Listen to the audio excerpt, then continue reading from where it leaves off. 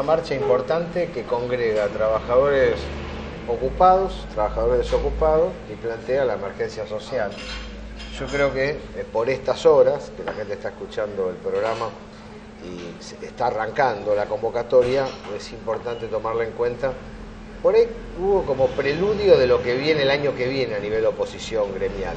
Esa es yo creo que ahora no se define nada, que ya está el año, ¿no?, en curso, que ya queda un mes, nadie va a cambiar un plan económico o a ratificarlo o no por un acto, por importante que sea, pero sí permite en las calles poner a la gente, mover a la CGT con todo lo que ello implica y aunar esfuerzos junto con los movimientos sociales. Así se cerraría un año con dos marchas muy grandes, una de CTA de hace poquito tiempo atrás y esta de la central tradicional. Sí, a veces cuando lo escucho a los dirigentes de la CGT me parece que yerran en el discurso porque de pronto presentan un cuadro tipo Picasso y después te dan como alternativa una novela de Nené Cascallar. O adecuás una cosa a la otra o presentás en forma distinta la situación, o podés llegar a decir, bueno, no es el paro hoy la alternativa, vamos a proponer un programa, un plan de acción dentro del cual el paro es una de las instancias. Sí, sí. Ahí la corriente federal aventajó, puso el programa sobre la mesa, ¿no? Bastante bueno sin duda, y de algún modo sentó una base de discusión que se va a extender, una información interesante, a través de encuentros regionales. Va a haber un plenario de la militancia de la corriente federal, hubo un encuentro de la mujer sindicalista el sábado pasado, y va a haber plenarios en delegaciones regionales de ahora hasta marzo, abril del año que viene. Va a ser una movida importante. Pero es cierto, ahora, ¿por qué razón?, ¿no?, sería la pregunta. Porque yo tengo muchas versiones, tema triunvirato, estás hablando básicamente de... Una versión es la incidencia del Frente Renovador. Ahora, otra versión... Que teóricamente serían dos de los tres. Claro, no menor es clima social. Porque vos tenés en los gremios de la producción mucha bronca, cerca del 50% de dificultades por la baja en las ventas, apertura importadora. Pero el clima social promedio en la comunidad tiene arrastre todavía de la década ganada, hay aguante, hay un consumo relativamente equilibrado en las capas medias. Creo que falta todavía una dosis para que la CGT diga, cuando hacemos un paro vamos a convocar a toda la sociedad. Las dos versiones que tengo son esas, una netamente política y otra, si se quiere, más de interpretación social y cultural. Sí, pues. Lo que sucede es que, vuelvo a decirte, de pronto la descripción de la situación es correcta y en función de la situación que se describe no parece que condicen las alternativas que se proponen, sí, a esto me refiero, ¿no? Ahora, en esta última semana es muy interesante ver la dureza de algunos de los columnistas de Clarín con relación al gobierno. Eso... Aunque viniendo de Clarín vos nunca podés saber si lo que está en juego es algún negocio que están presionando, pero prefiero tomar, o por lo menos tomo la alternativa que efectivamente ven que la situación es grave y que están dispuestos a acompañar al gobierno, pero no a meterse con él dentro del cementerio. ¿Va rumbo al cementerio? No, yo creo que incluso no descarto la posibilidad, de acuerdo como he venido sosteniendo, que el año que viene, si la oposición se manifiesta muy dividida, que incluso gane, pero que lo que puedo afirmar categóricamente que esto en un año, 4, 5, 6, eso lo descarto, termine en una crisis fenomenal. Toda la forma como está armado esto. Una variante del 2001. Una variante, sí. Ahora, Hugo, qué curioso, porque en ese dato que vos das sobre Clarín, no modifica la acusación compulsiva sobre el kirchnerismo, que ha tomado ribetes atentos, ¿no? El que conoce Tolosa, conozco La Plata bastante bien el barrio, están bordeando el ridículo con la acusación a la señora mayor. Hay una situación de decir, digo, si yo mañana vengo y te digo, un kirchnerista te tomó la mitad de la botella, esto aparece en portada, ¿no? Vos sabés que con las características que todos conocemos de Jorge Asís, Sí. acaba de declarar que es tal la persecución que se hace que hasta termina simpatizando con Cristina Fernández, él que fue uno de los denunciadores primeros del kirchnerismo. El tema de la cooperativa, donde ella es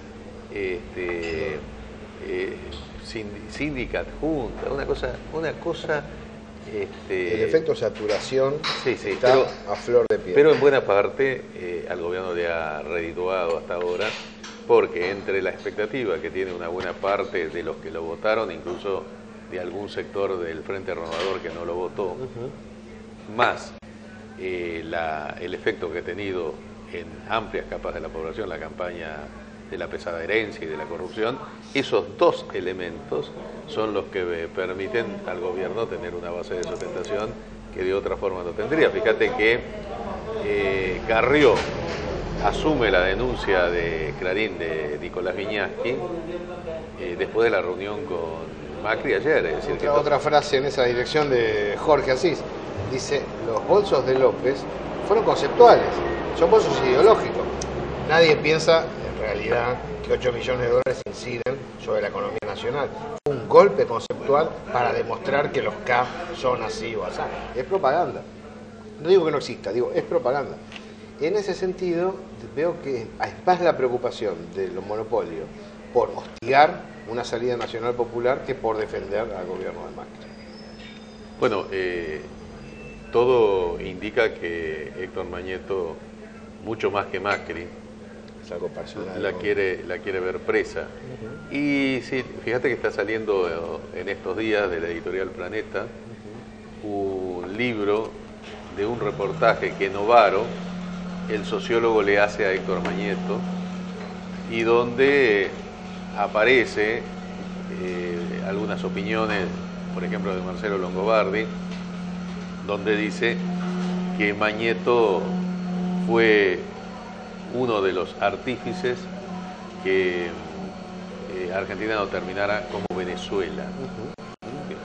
Concepción que además el gobierno levanta junto con la pesada herencia, y ante la falta de visualización de la población de que estábamos al borde del abismo, el argumento inteligente, indudablemente por parte de la propaganda macrista, es decir, el mayor mérito que hemos tenido es evitar esa crisis, que era la crisis del 2001 que nosotros evitamos. La versión repone el sillón presidencial, repone la hipótesis de el sillón de Magneto es un sillón muy poderoso, ¿no? Sí, sí. Porque sí. si pudo evitar, esto no lo creo, simplemente, pero si tomamos la hipótesis y él pudo evitar un rumbo político determinado, es porque gobierna, de hecho. ¿Qué pensará el macrismo de esto, no? Interesante eso, ¿no? Sí. Y además, yo te digo que tanto la columna de Kirschbaum, donde decía no hay reactivación y hay inflación descontrolada, y de Marcelo Bonelli, donde incluso... Sí, se pregunta, ¿cuándo arranca? Llevamos un año. Claro, y además ahí dice que el presidente de la Unión Industrial, Kaufmann, están reteniendo un informe de características muy duras acerca de la caída del consumo y de la recesión. Bueno, eso se corrobora, nosotros lo tenemos de los sindicatos y nada de inclinar la mirada para demostrar que, simplemente datos, ¿no? Digamos, 54% caída en gráficos, 50% en metalúrgicos, 60% en textiles, son cosas muy fuertes. Alpargatas suspendió hasta enero 3.600 obreros. Ahora, la sensación, Hugo, es, volviendo a esa hipótesis, ¿no? Es que el poblador medio no lo siente de manera plena todavía, o sí, y se hace el boludo. No, yo creo que lo siente. Hay una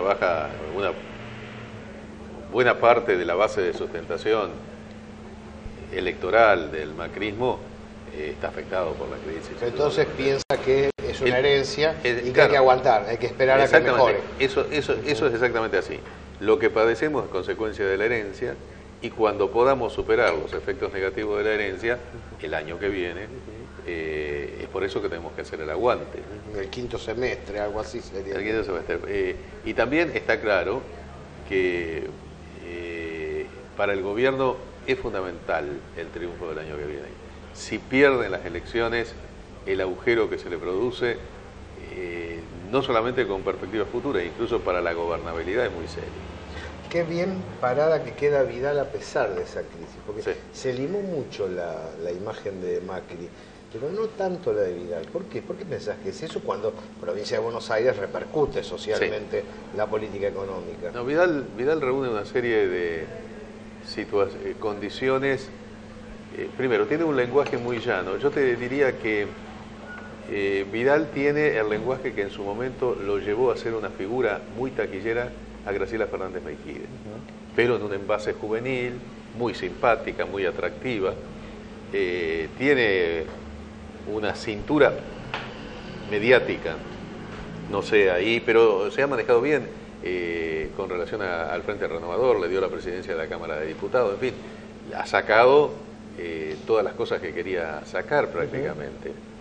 Así que en ese aspecto, y teniendo en cuenta que indudablemente el ciudadano medio de la provincia de Buenos Aires tiene una visión muy crítica, a pesar que Scioli hizo una muy buena elección, a pesar de todo, a posteriori de una visión muy crítica del gobierno de Scioli, lo cual fortalece a María Eugenia Vidal, que además abordó algunas cosas que incluso en función de las reacciones que se producen en la bonaerense, uno dice, bueno, algo está haciendo esta mujer, porque si no, muchas de las cosas que se han producido, alertas, incremento de los robos, de los asaltos, de los asesinatos, amenazas concretas, me parece que algunas de ellas fueron ciertas, no como las que han sucedido a Macri, que han sido una especie de invenciones mediáticas, o si no, cosas que le suceden a todos los gobiernos, que alguien amenace por teléfono. A protestar. Uno de ese tipo de cosas no la puede tomar en serio.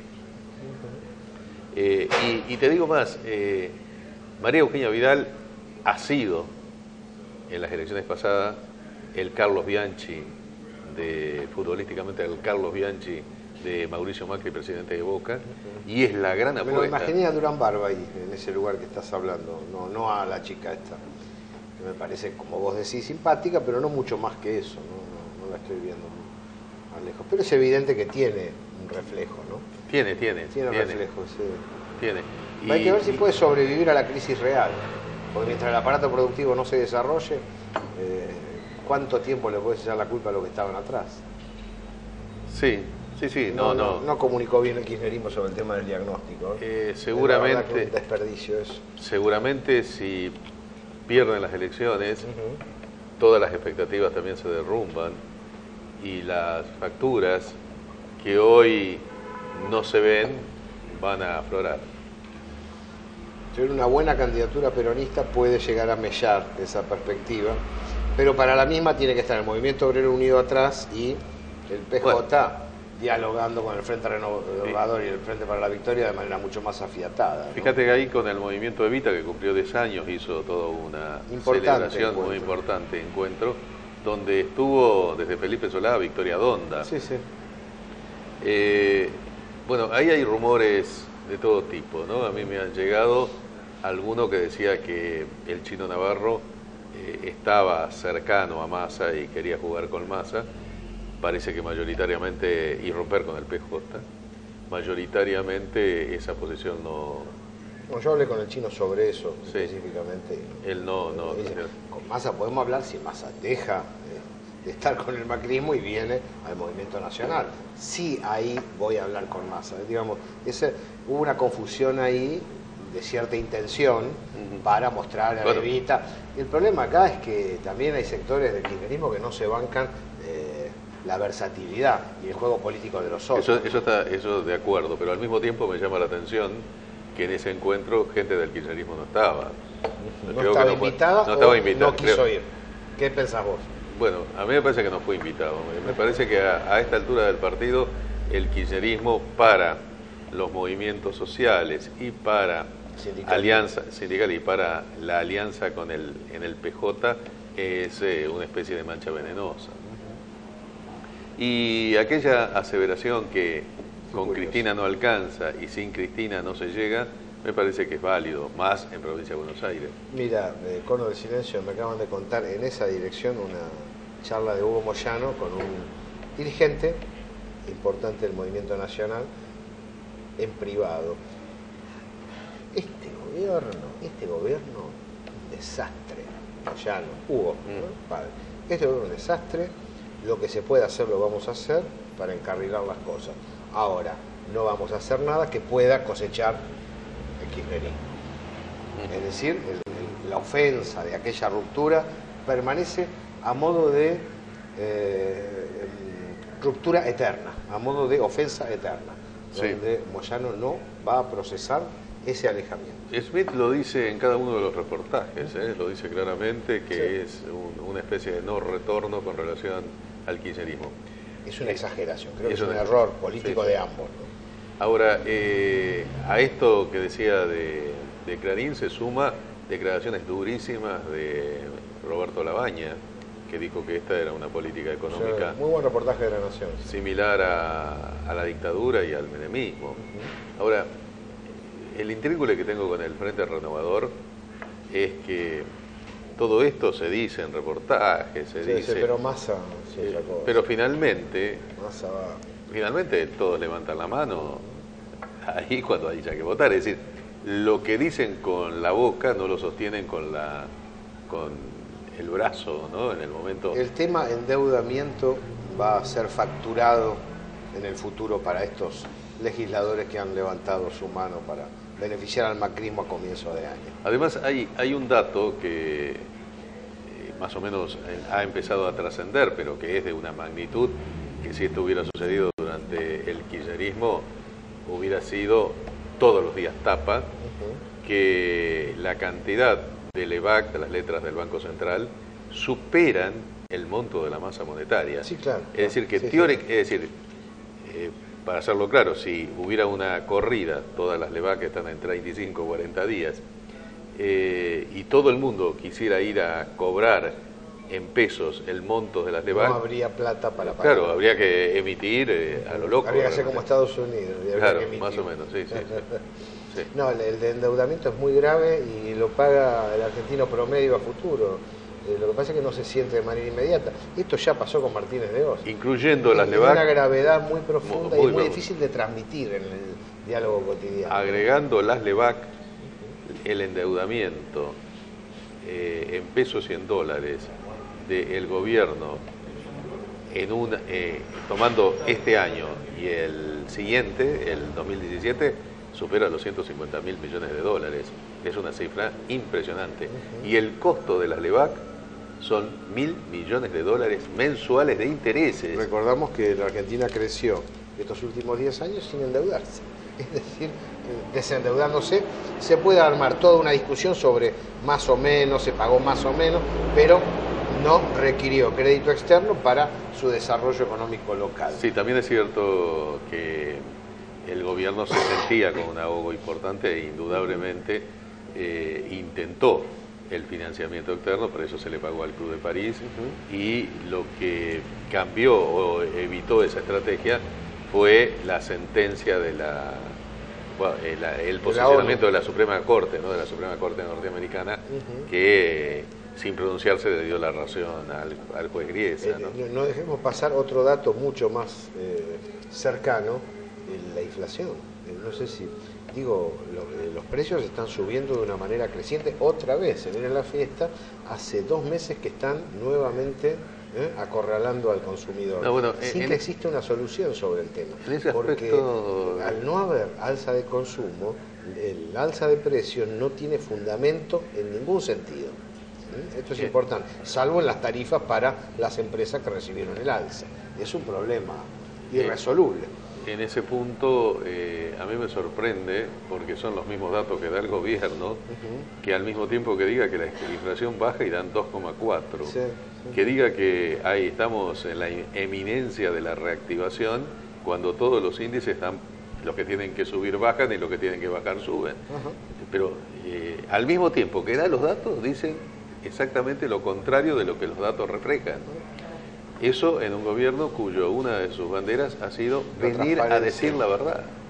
Entonces, esto del tema de los precios te lo digo como usuario común, en este caso, porque lo notás día a día en la compra cotidiana. En la compra cotidiana te suben 15% los productos de una semana para la otra sin explicación, sin que exista un fundamento económico. Me parece grave y me parece que es parte del dilema a resolver. Ahora, lo tiene que resolver el campo nacional popular. Ellos no lo van a resolver. Ellos lo que van a decir es, bueno, vamos a seguir aumentando y arréglese. Porque además, la desaceleración del consumo, el enfriamiento de la economía, no es un pecado para el liberalismo. Entonces, el problema es nuestro. Sí, eso es cierto, pero están preocupados justamente por eso la idea de insuflar un poco de dinero en la plaza, porque sin incremento del consumo el año que viene no pueden ganar las elecciones. En esta situación no pueden ganar las elecciones. La seguimos, amigo. Ok.